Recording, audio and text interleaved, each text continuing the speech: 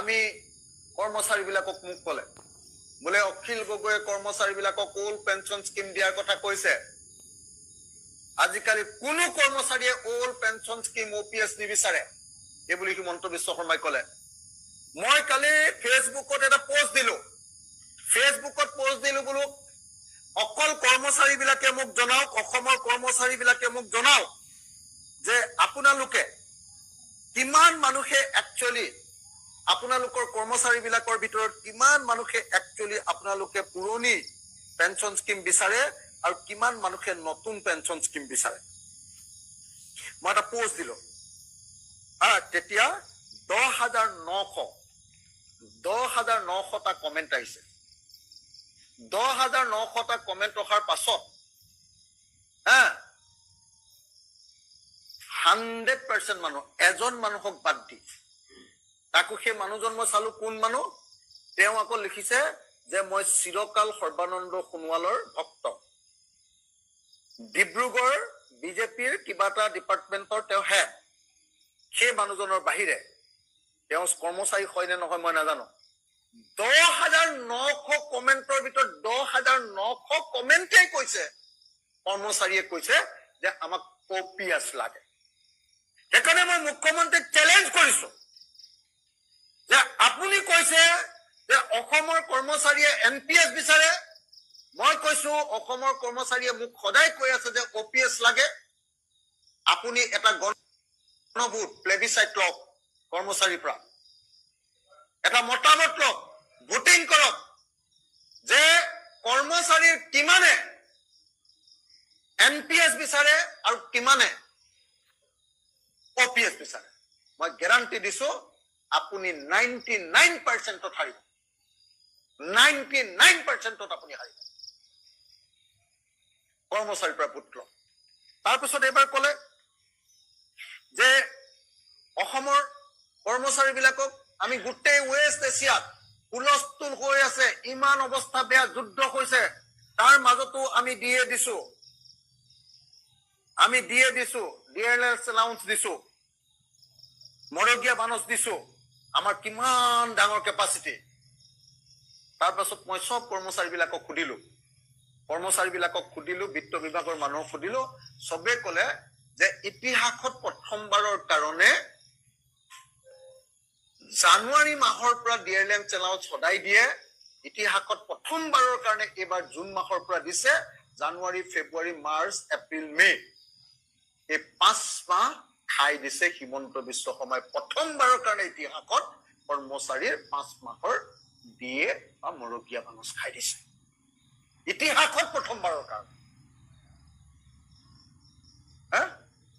কেনেকুৱা মিছা কথা কয় হে এই মানুহজনে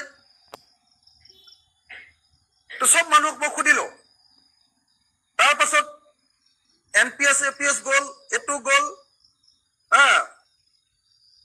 2018 চনৰ পৰা সদৌ অসম চৰকাৰী NPS কৰ্মচাৰী সংস্থাই OPS প্ৰাপ্তিৰ কাৰণে বিভিন্ন ধৰণৰ আন্দোলন কৰি আহিছে গণতান্ত্ৰিকভাৱে 2018 চনৰ পৰা আমাৰ যিটো সংগঠন সদৌ অসম চৰকাৰী NPS কৰ্মচাৰী সংস্থা ইয়াৰ এটাই মাত্ৰ লক্ষ্য আৰু উদ্দেশ্য এইটো হ'ল কি কৰ্মচাৰীসকলৰ ভৱিষ্যত সুৰক্ষিত হ'ব লাগে তেওঁ কৰ্মচাৰীসকলৰ অৱসৰকালীন ভৱিষ্যত সুৰক্ষা কেতিয়া হ'ব তেওঁলোকে পেঞ্চন পাব লাগিব এতিয়া কথাটো হ'ল কি অসমৰ ক্ষেত্ৰত 2005 চনৰ 1 ফেব্ৰুৱাৰীৰ পিছত যিবিলাক মকৰল হ'ল নিযুক্তি দিলে আৰু ভাৰতীয় প্ৰেক্ষাপটত 2004 চনৰ আগত যিখিনি এপইণ্টমেণ্ট হৈছে মকৰল হৈছে তেওঁলোকক কি কৰিছে OPSত ৰাখিছে আৰু তাৰ পিছৰখিনি NPS ব্যৱস্থা নামৰ এটা সাংঘাতিক বেয়া ব্যৱস্থাৰ ভিতৰত পেলাই দিছে এতিয়া কথাটো হ'ল কি আমি এই বিধানসভাত মুখ্যমন্ত্ৰী মহোদয়ে যিটো ভাষ্য দিলে সেই ভাষ্যটোক বিশেষকৈ মই প্ৰতিবাদ জনাব বিচাৰিছো আমাৰ সদৌ অসম চৰকাৰী NPS কৰ্মচাৰী সংস্থাৰ হৈ তেওঁৰ বক্তব্যটোক আমি প্ৰত্যাহ্বান জনাইছো এইটো কাৰণতে যে তেখেতে যিটো কথা ক'লে যে নতুন কৰ্মচাৰীসকলৰ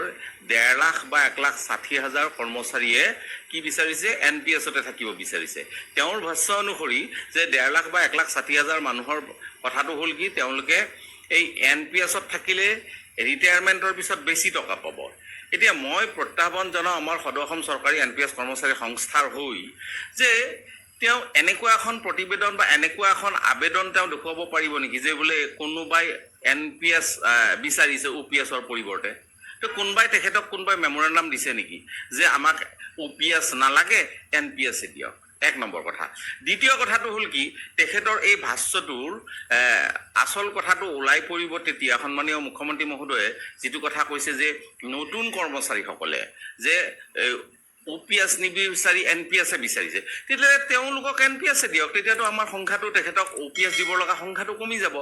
এতিয়া আমাৰ 4 লক্ষমান মানুহ NPSৰ অন্তৰ্ভুক্ত, যে এই 1,60,000ক বাদ দি বাকীখিনিক দিয়ক, তাততো আমাৰ আপত্তি কৰিব লগা নাই। তেখেতৰ চৰকাৰৰ সুবিধা হ'ব, OPS পাবৰ কাৰণে মানুহৰ সংখ্যা বা এমপ্লয়ৰ সংখ্যা কমি যাব। আৰু মই এটা কথা বিচাৰোঁ, মাননীয় মুখ্যমন্ত্ৰী মহোদয়ক অনুৰোধ কৰিছোঁ, কাটৰ অনুৰোধ কৰিছোঁ, তেওঁ সোনকালে এটা পৰ্টেলৰ ব্যৱস্থা কৰক ডিপাৰ্টমেণ্ট ৱাইজ, যে প্ৰত্যেক ডিপাৰ্টমেণ্টতে একোটাকে পৰ্টেল খুলি দিয়ক, তাত এটা চুজ কৰিবলৈ দিয়ক NPS, UPS আৰু OPS। যিবিলাক কৰ্মচাৰীয়ে NPSত থাকিব বিচাৰে NPSত থাকক, আৰু যিবিলাকে OPSত যাবলৈ বিচাৰিছে তেওঁলোকক OPS দিয়ক, যিবিলাকে UPSত থাকিব বিচাৰিছে UPSত দিয়ক। তাততো আমাৰ ক'ব লগা একো নাই। আমিতো এই কথাটো কোৱা নাই যে NPSত যিসকলে থাকিব বিচাৰিছে তেওঁলোককো OPS দিব লাগিব, সেই কথাটো NPS কৰ্মচাৰী সংস্থাই কেতিয়াও কোৱা নাই। যদি কোনোবাই থাকিব বিচাৰে NPSত থাকক।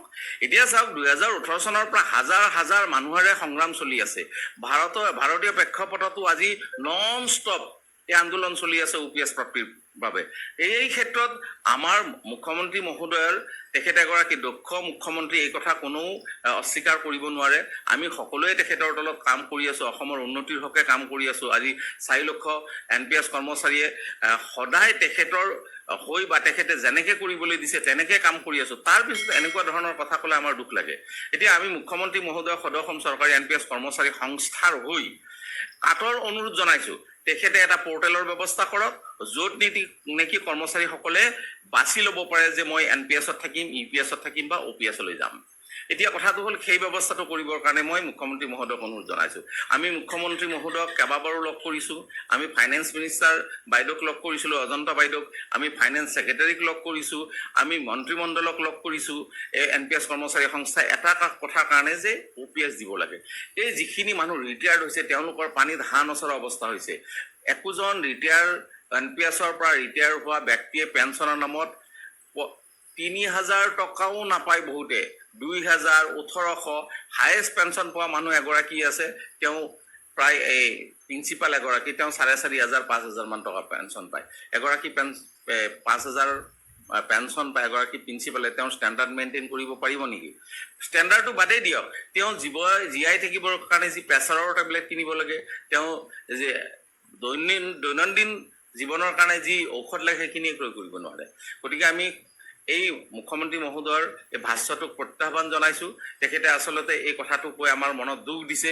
আৰু তথাপিও এটা কথা কওঁ, যদি 1,60,000 বা 1.5 লাখ কৰ্মচাৰীয়ে বিচাৰে NPS, তেওঁলোকক থাকক, আমাৰ আপত্তি নাই। কিন্তু আমাক এই ব্যৱস্থাটোৰ পৰা আঁতৰাই দিয়ক। এই ব্যৱস্থাটোৱে কৰ্মচাৰীসকলৰ ভৱিষ্যত একদম বিষময় কৰি তুলিছে। যে হওক, এইটোতো আৰু চাওক, এইটো এটা দৈনন্দিন ধৰণৰ কথা, এইটো চৰকাৰে দিব লগা ব্যৱস্থা, এইটো কোনো গিফ্ট নহয়। যে দিয়ে এতিয়া 60% হৈছে, 2% দিছে, তাতো আমাৰ কিন্তু চৰকাৰে কাটিছে।